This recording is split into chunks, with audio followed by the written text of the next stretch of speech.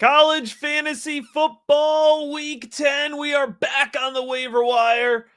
Didn't get a show in last week, John. Some scheduling errors. We still got the plays of the week episode out, but we're back for week 10. It is almost the playoffs, but we got 9 players here. We're digging deep, and we always got some good picks for you, John. And first off is an aforementioned, play of the week. For everyone joining us over at patreon.com/rookiebigboard, we were still able to get the plays of the week video out despite the scheduling issues last week. And, Joe Fagnano, man, he was on the cover, and for good reason. He came through. He's still available. 86% of leagues. Matt, it's kind of mind-blowing at this time. And I was doing a little bit of research, and there's over 30 teams off next week and the following week. So if you're in crunch time for playoff push, Joe Fagnano should not be sitting available on 86% of teams. You mentioned it. He had 32.7 fantasy points last week. For the year, Matt, he has 220.9. He's averaging over 27 fantasy points a game. Matt, he still hasn't thrown an interception. I haven't jinxed him yet, right? I can't believe it. Is an 18-0 touchdown to interception ratio. It's impressive. He has 4 games over 30 points. Matt, I don't know what I have to do to get people to pick him up. And I will say this, a little kind of trick. You can't let a playoff opponent pick up Fagnano and beat you. Yeah. Like, he has UAB next week, Matt. The schedule that they have, UAB, Duke, and Air Force, he should go over 30 points every week, my friends. They're all home. UConn is home. Their 3 losses are on the road. Yeah, and you have to play a little bit of defense, right, John, this time of year as well on the waiver wire. All right, well, my quarterback here this week is Lunch Winfield. He goes by Lunch is his nickname, his first name. And I don't think it could get any easier here. So he's playing for the Raging Cajuns, University of Louisiana. 14.5 fantasy points per game, but he wasn't the full-time starter to start the season. So over the last 2 weeks, 18.9 fantasy points per game. Again, he's available in 95% of leagues. We're not giving you layup picks, folks, that, are available in 50, 60, 70% of leagues.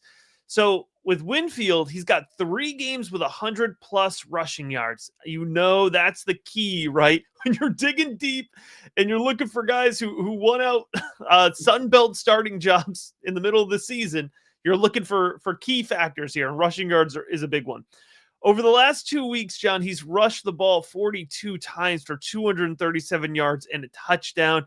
Next up here, this is why I said it couldn't get any easier. I mean, I think he has the easiest defense of any quarterback to finish the season. South Alabama, Texas State, Arkansas State, Louisiana Monroe. We're talking 80th or below in rushing defense rankings, pass defense rankings. It's absolutely gettable here with Lunch Winfield. And again, available 95% of leagues. You don't want to let a league winner to be out there. And like you said, John, your opponent picks him up this time of year. Hey, easy pun. If you got to eat, Lunch is your guy. Oh, there it is. There it is. All right, on to Cale Hellums. We talked about Hellums a little bit earlier in the year, I believe, on a Plays of the Week show, John, but the ground and pound has not failed us yet. No, and that's why we're talking about him on the waiver wire. He had a bye last week, and he really didn't take over the starting position, Matt, until about 3 weeks ago. And he has just been unbelievable. Check out these numbers on the ground. 81 yards rushing and 3 touchdowns, 143 yards rushing and 2 touchdowns, 163 yards rushing and 2 touchdowns. Matt, he's just ridiculous. He is a goal line hog. He's going to punch it in on the end zone for you. And this week he plays Air Force. Matt, Air Force is the worst ranked team according to Fantrax at 134. No matter on defense, no matter what metric you use, they're in the bottom 5.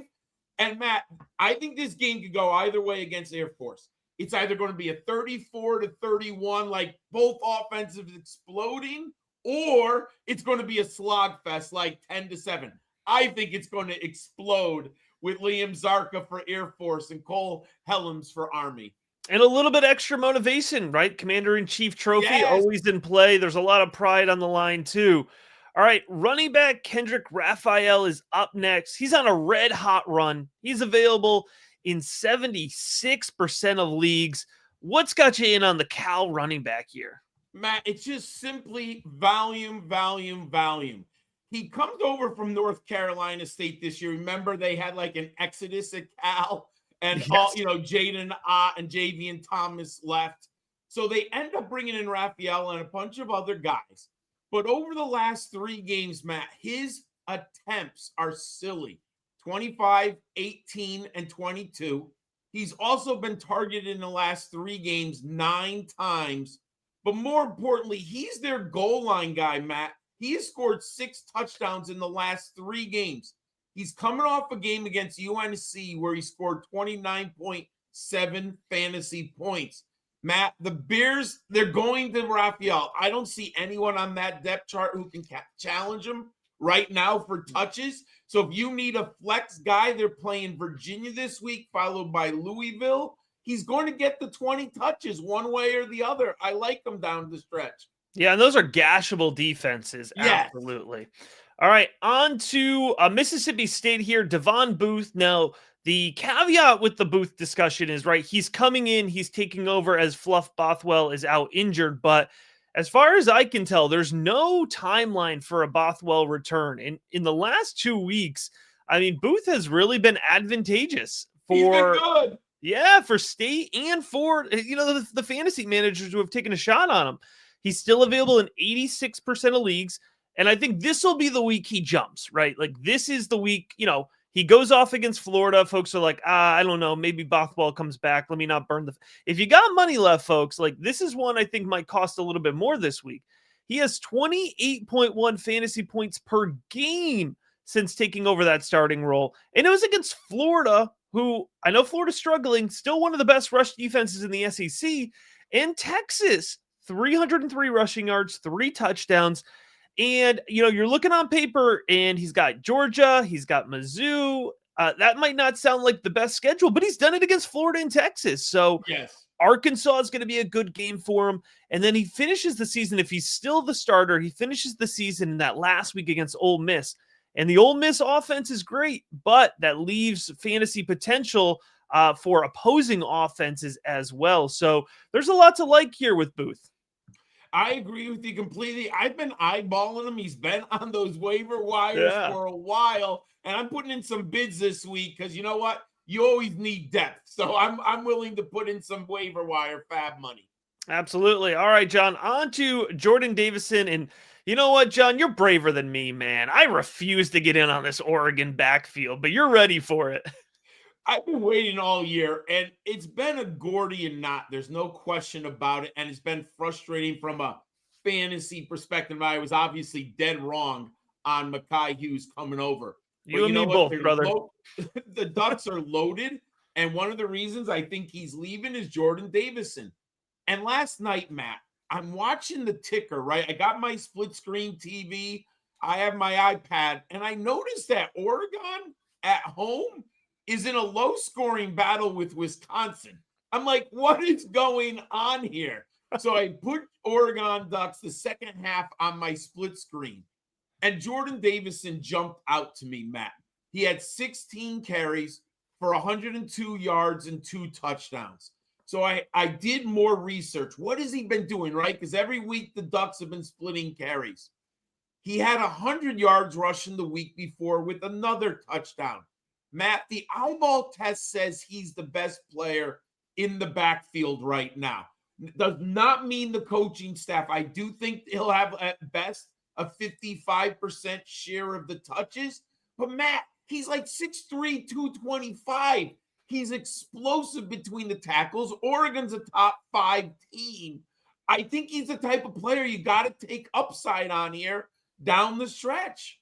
All right, I like it. Let's get on to our wide receivers here, starting with Iverson Hooks. John, we got to sneak it in every week. The mantra, we're chasing targets. And for Hooks, the targets are absolutely there. Oh, you have to chase the targets. And UAB plays UConn this week. followed by Rice. And we just saw those two battle this weekend, both scoring well over 30 points. In the last 3 games, Iverson Hooks has 29 targets, Matt. He has 20 receptions, and he scored 3 touchdowns. UAB got rid of Trent Dilfer. They're going to try to stay in games. They played UConn tough. They're going to, they're playing UConn next. They're going to throw the ball all over the yard. He's averaging 18.2 points per game, and he has 57 targets on the season. Matt, I was surprised at his numbers and how good he's been this year. Yeah, absolutely. All right, I'm going to go with Cameron Dorner. You know, when you're at this point in the season, you're scrapping by. You want to be able to buy into an offense. And I believe Drew Mestamaker is now leading the country in passing yards, I believe. After I think he is. Yeah, and remember, if you remember, man, Mestamaker, he was on the cover. I think our week 1 show. He was, an early ad for us, and we've gotten to North Texas here or there, but Dorner over the last 2 games, he's averaging 21 fantasy points per game, available in 97% of leagues. So over those last 2 weeks, he's caught 12 of 16 targets. He's got 2 touchdowns, 180 yards. And a nice finish here. He's got Navy. They got the bye week, like you mentioned. But then UAB, he finishes up with Rice. I mean, this is a really sneaky guy to have in your flex spot as you get to the end of your playoff run here. And Matt, I wrote him up for the weekly waiver wire column. I'm glad you picked him out. I saw that game. Always on the same page. 608 yards. It was a phenomenal, fun game to watch. I agree with you 100%. All right, John, our last one here is Parker Kingston. We had him highlighted last week in our Plays of the Week show. He's available still in 91% of leagues, so we're going to double down on this take here. Big game threat when it comes to Kingston and the red-hot BYU Cougars.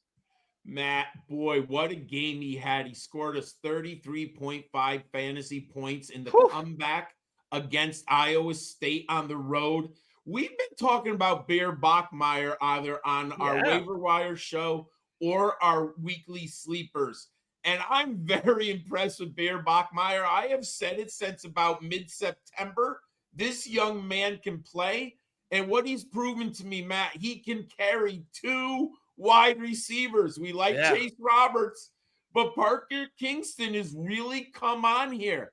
Matt, in the last month, basically the last 4 games that they have played, he has 33 targets. He has well over 20 receptions, and he's exceeded 100 yards receiving in 3 games, Matt. He also has 4 touchdowns. BYU's offense is going to continue to throw the football. Kingston is having one of those years where I've seen this.